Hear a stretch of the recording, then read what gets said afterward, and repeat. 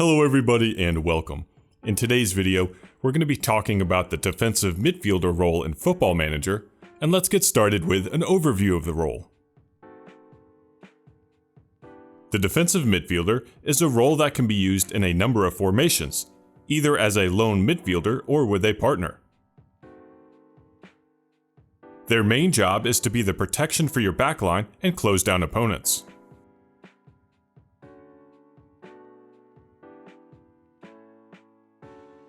While in transition phases, they are known to quickly close down attackers attempting to hit on the counter.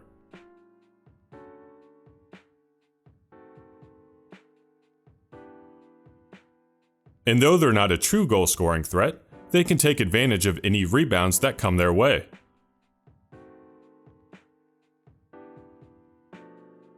The defensive midfielder is one of those all-around roles like the central midfielder, but obviously with a defense focus. In attack, they'll be similar to something like a box-to-box midfielder, where they hang around the attacking midfield area to shield your backline from any counterattacks. They can score the occasional goal, but their main job is to offer protection and get the ball to their more creative teammates. Here's my attacking midfielder on the ball, and these are two defensive midfielders, offering both protection and support. But note how they are not following the ball when it goes out to the wing. Instead, they are holding their position in the midfield. They both get a pass, and instead of making a risky play, they move it on to more creative players.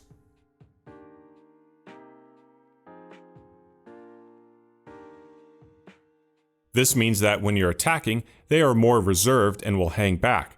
But when defending, especially when the opponent is getting into the penalty box, they will be more aggressive. This is the opponent attacking down the wing, and this is the defensive midfielder.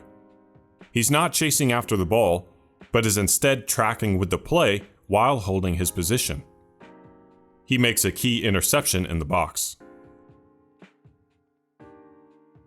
There's another aspect of the defensive midfielder, and the FM role description gives us insight into this small but unique play style. A key job of the defensive midfielder is to keep hold of the ball while the defense and attack are reorganizing themselves. This is the opponent with the ball attacking our goal, and he's going to try and get a ball into the box. My center back intercepts it, and he's going to pass it to the defensive midfielder, who's going to hold onto the ball and let our team reorganize.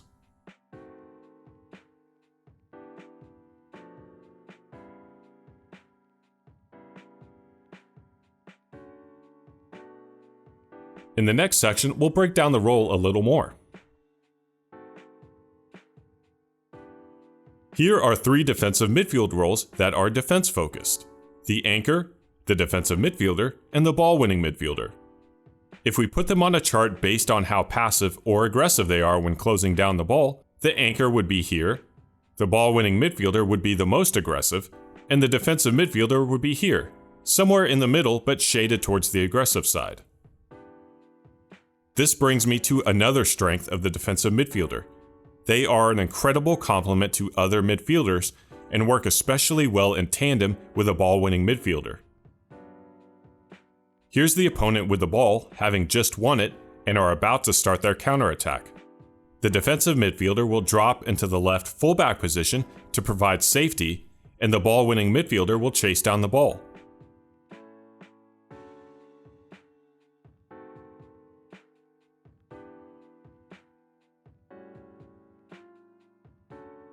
Here's another clip where the opponent is on the counter. This is the ball-winning midfielder who's going to follow the ball no matter where it goes. The defensive midfielder will shade to that side, but still offer protection for the center backs.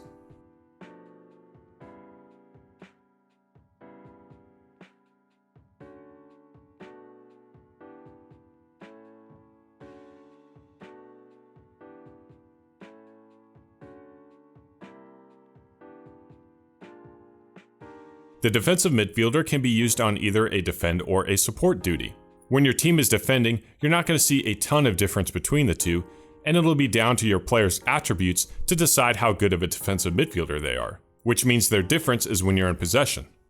When you have the ball on the defend duty, they're going to dribble less, shoot less, and hold their position. On support, they're going to get a little further forward. This provides more support and attack, obviously, but means they could be out of position if you lose the ball. This is my attacking midfielder on the ball after starting our possession. This is a defensive midfielder on defend, and this is one on support, and their positioning isn't that different.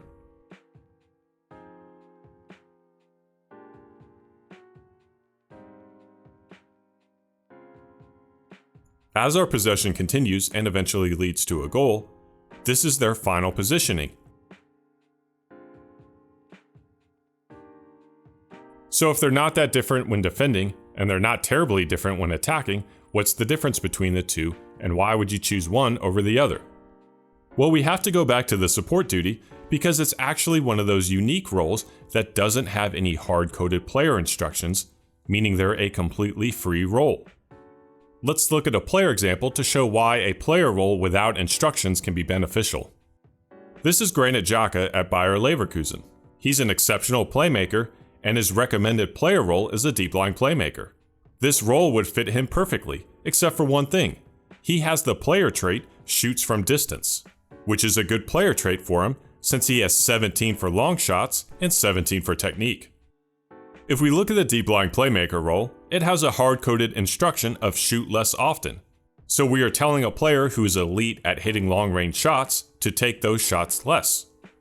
This is the main benefit of using a defensive player in a support role. You are giving the player freedom to use his player traits. Here's Xhaka in the defensive midfielder role on support, positioned outside the penalty box. He's going to get the pass and use his player trait to score the goal.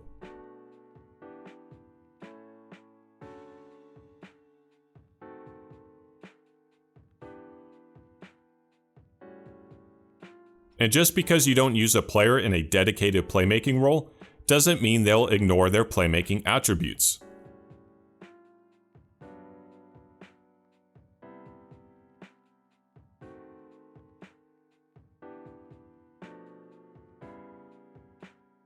Now, the deep line playmaker has its own benefits, which may or may not be in an upcoming rumored video, but just know that these more generic roles can be viable in a tactic. And speaking of tactics, let's talk about how to use one in the next section. The defensive midfielder role can be used in all styles of formations, tactics, and playstyles. It's a role that complements many other player roles and not much is needed to incorporate it. If you like to play a 3-5-2 formation, the role is able to fit right in without any special considerations. In a 4-3-3, the defensive midfielder can be the holding defensive midfielder, allowing you to choose more creative roles ahead of him. In addition to all that, the more generic nature of the role means that it's easy to substitute players if you have any injuries or fitness issues. I feel like Bayer Leverkusen is becoming my favorite team at this point, but this is a 4-2-3-1 tactic with them. What I want to point out with the tactic is how many attack-focused player roles we have. There's 2 wingbacks, 2 inverted wingers, the enganche, and an advanced forward. Which means to provide a solid foundation for our defense, we have 4 low-risk player roles. 2 central defenders and 2 defensive midfielders, 1 on defend and 1 on support. Let's do a highlight breakdown to see how all these roles interact with each other. This is my center back on the ball, but we're going to lose possession.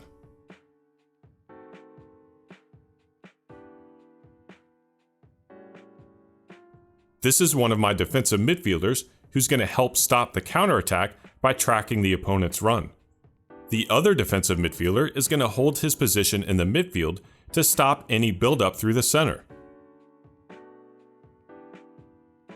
Now that the counter was curtailed, my defensive midfielders are back together protecting the center backs. When the opponent floats a pass in, it'll be a good example on why the defensive midfielder pairs well with others. My enganche is here, waiting for the ball to be won. The defensive midfielder wins the header, gets it to our playmaker, and we get the goal.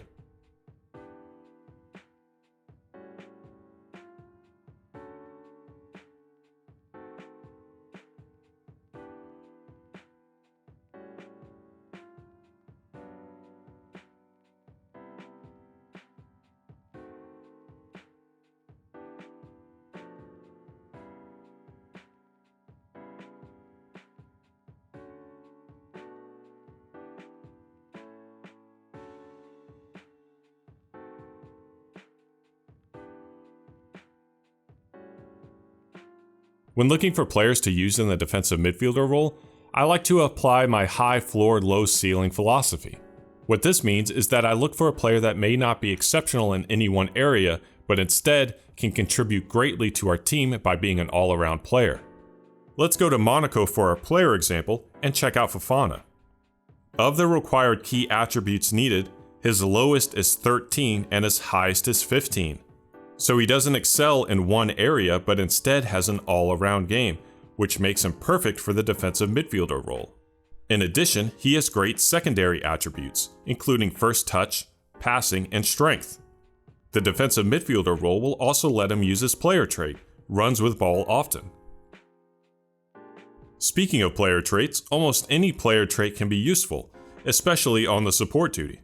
So plays 1-2s could help with possession, tries tricks could help with playmaking, and runs with ball through the center could make him a little like a libero. As we wrap up today's video, a friendly reminder that I have a Patreon account if you would like to support the channel, and on that page is a link to our Discord where we're talking about Football Manager. Anyway, that is all for today's video. I hope you enjoyed. Thank you for watching.